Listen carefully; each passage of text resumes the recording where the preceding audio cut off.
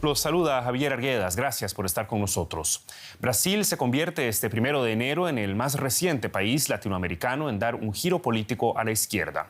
Luis Inácio Lula da Silva fue investido este domingo por tercera vez como presidente del país en una ceremonia en el Congreso de Brasilia marcada por la ausencia de su predecesor, el ultraderechista Jair Bolsonaro. Luego de recorrer la alfombra roja para su primer discurso ante el Congreso, Lula celebró lo que llamó la victoria de la democracia, que le permitió ganar las elecciones de octubre a pesar de las amenazas del movimiento alrededor de su rival, quien aún no acepta su triunfo. Bolsonaro, ahora expresidente, no asistió a la ceremonia y salió del país 2 días antes del fin de su periodo de gobierno. Una veintena de jefes de Estado acompañó a Lula durante su investidura, el mayor número para una toma de posesión en Brasil. Washington envió a la secretaria del Interior, Deb Haaland. Se trata de la primera indígena en un gabinete estadounidense y de una dura crítica de Bolsonaro. China envió al vicepresidente Wang Qishan. En representación del Estado alemán acudió el presidente Frank-Walter Steinmeier.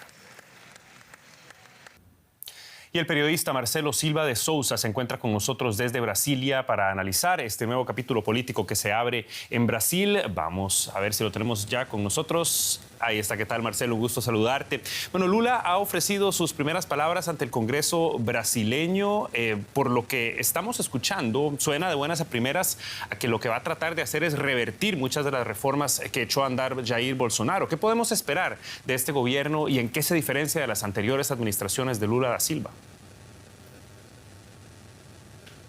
Bueno, evidentemente Brasil es diferente al país que asumió Lula en 2003 y al que tuvo en su segundo mandato, y Lula también es diferente, un político que ha demostrado un gran pragmatismo a la hora de gobernar. Está claro que tendrá grandes desafíos por delante. Por un lado, recuperar el prestigio internacional de Brasil, reconectarlo con el mundo, y para eso está claro que la política medioambiental va a ser una de las claves. Lula, que puso en el lugar del Ministerio de Medio Ambiente a Marina Silva, una reconocida ecologista que ya fue ministra de Medio Ambiente y que seguramente intentará mostrar rápidamente una conducta diferente sobre la protección de la Amazonía. Pero está claro que Lula llega al poder por el desencanto de muchos por el manejo de la economía y porque hay muchos brasileños, unos 30 millones que pasan hambre y más de 100 millones que sufren de inseguridad alimentaria. Lula ha garantizado el refuerzo del Bolsa Familia para este primer año de mandato, pero al mismo tiempo que garantizó protección social,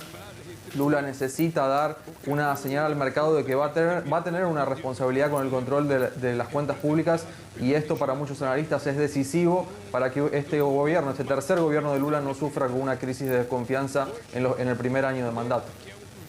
Lula da Silva, lo decías, tiene por supuesto la experiencia, pero gobernar Brasil, sabemos, no es nada fácil. Los presidentes pasados han tenido enormes enfrentamientos tanto con el poder legislativo como con el poder judicial. ¿En qué condiciones llega Lula da Silva al poder esta vez y qué tanto puede construir esa visión de país que promete? Bueno, está claro que es uno de los puntos más críticos la cuestión de la polarización y la fractura de Brasil.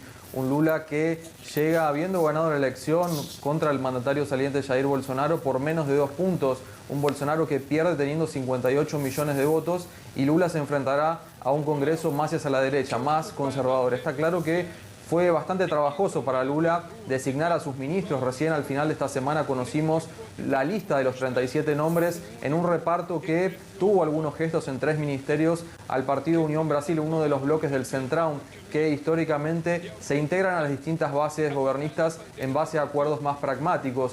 Lula tendrá que trabajar fuertemente en el Congreso para alcanzar mayorías, y está claro que no le será tan fácil con esta configuración del Congreso más hacia la derecha avanzar demasiado en la pauta de costumbres. Por último, un punto importante es el tiempo que tendrá Lula para dejar un legado, ya que a los 77 años Lula ha dicho que en 2026, cuando tenga 81 años, no buscará un nuevo mandato, con lo cual será en principio un solo periodo en el cual Lula intentará volver a dejar un legado y tal vez alcanzar el reconocimiento y el grado de popularidad que tuvo en 2010 cuando finalizó su segundo mandato como presidente. Luis Inácio Lula da Silva inicia un pedregoso camino por tercera vez como presidente de Brasil. El análisis de Marcelo Silva de Sousa desde Brasilia. Muchísimas gracias. Hasta la próxima.